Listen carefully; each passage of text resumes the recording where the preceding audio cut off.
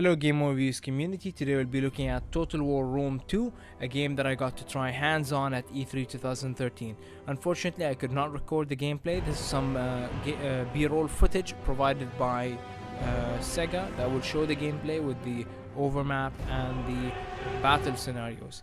Now over here we have the first glimpse of how the overmap will look, very similar to Shogun 2. But of course, we all know Rome had a huge map, and the map is pretty extensive. As we can see here, it will show you pretty much everything. As you got Spain, you got Italy, you got you got ancient Arabia, you got ancient Egypt, you got pretty much a lot of cultures, barbarians, civilized, pretty much everything. Okay. And the interesting thing over here is that the terrains actually change from one area to another. Over here we see some camels. That's not actually just for design's sake. The camels indicate what type of mercenaries you can hire. The mercenaries are now permanent, not like Shogun 2, for 5 or 6 rounds. They're actually permanent. Over here we have Alexandria and the pyramids. The pyramids also serve a purpose. They actually allow you to get money from tourists that are coming from Rome to Egypt. Of course, now Egypt, the pyramids are controlled by the ancient Egyptians, but that may change soon depending on your decisions. Just to show you the difference of cultures, over here we have Syria, and it shows you some building structures. It's back from it's like Rome and Shogun 2. You can build different things. If your area has a lot of greenlands, you can do farms and other things. Of course, over here we built a shrine because of the area. It changes from one area to another, from what I understand. And just to show you the scale of the map and also the difference you can get in terrain, you can see it's all greenlands over here. In this area of the map looks totally different. You can expect different mercenaries and different structures and different battle environments. So let's head back to our main campaign area. Come on, let's head back to our main campaign area. I don't like B-roll footage. It's just showing you around, I guess, different terrain. Come on. Okay, we're back. Now the army of Julius is gonna hire some war elephants, mercenary war elephants. Okay, these are some of the new units or returning units, and the available mercenaries over here. See, mercenary Egyptians, mercenary camel, mercenary Africans, which is the war elephants, which are really tough against units. You can see here one of a really new unit over here. He looks he's part of the ancient Egyptian units, which is kind of like the informer or the spy or the ninja in Shogun 2. He actually harasses armies and causes them to run away, and that's just one of the many different types of special units.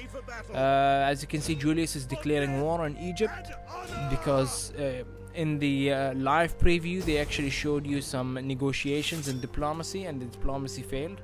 That's a premise of why he's attacking Alexandria, or the army next to Alexandria. Now we get into the battle. The Romans are attacking in force, but we hold an excellent defensive position on the hill. Maintain the high ground and the advantage it offers at all costs. Our war elephants and scythed chariots will smash through their front lines as they approach.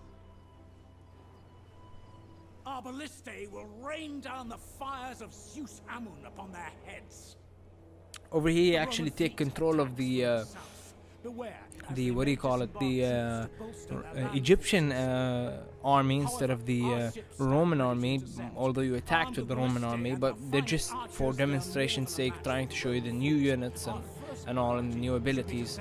So you take control of the Egyptian army. The Egyptian army is at an overwhelming advantage because they're on top of the hill. They also have the better units. they also have backup coming in, so they have to just hold ground until the backup comes in.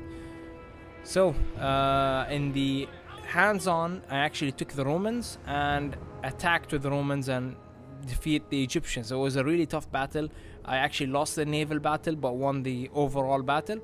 As you can see, the Romans are actually attacking. There's some artillery firing at them, and that's a disadvantage for the Romans. You cannot actually stand in your place or wait. You gotta move forward, and there's some artillery attacking you. Now, here's the Egyptian fleet. The flagship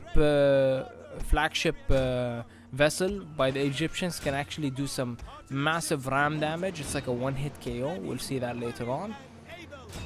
And if you didn't notice, it's actually a battle on sea and on land at the same time. In what do you call it? In Shogun 2, there was no sea and land battles at the same time. It's either sea battle or land battle. Over here, you have both, and the sea units can actually disembark the units on them to support the land units.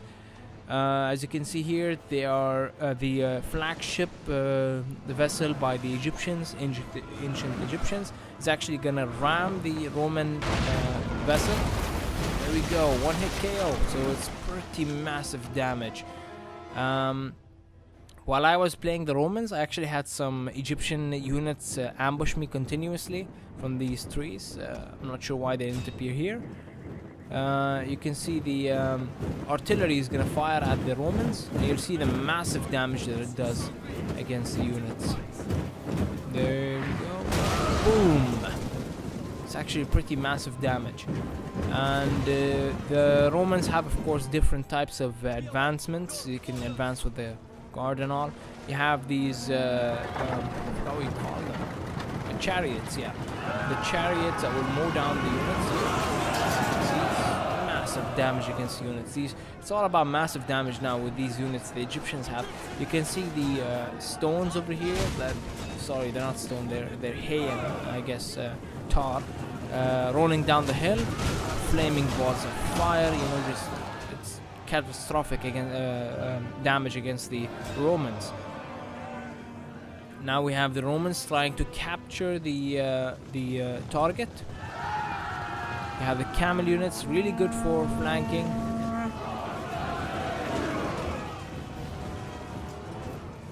As you can see, the Romans are quite in trouble because they're being overwhelmed with the Egyptian armies after being mowed down. As you can see there was an upgrade or a what do you call it, an experience gain for the one of the units, and that's not going to be anymore after battle but inside the battle itself. War elephants, they just run over, trample the units and mow them down. They're actually quite nasty. Camels again. The graphics in the game I played needed a lot of refinement. That's very understandable since the game is still in development. I had a lot of fun playing it, and the people over there were really, really nice. The developers were also very nice. As you can see here, the naval battle, the Romans pretty much lost it. In my case, I actually also lost the naval battle.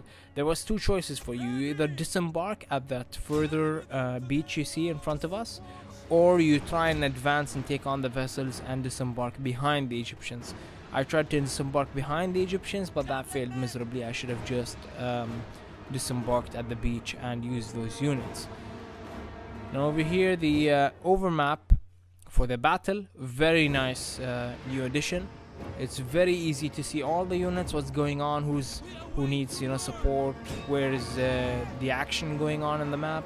It was very difficult to do that with a small mini map with Shogun. So that was Rome 2 from the Total War series. It's quite amazing and I can't wait for it.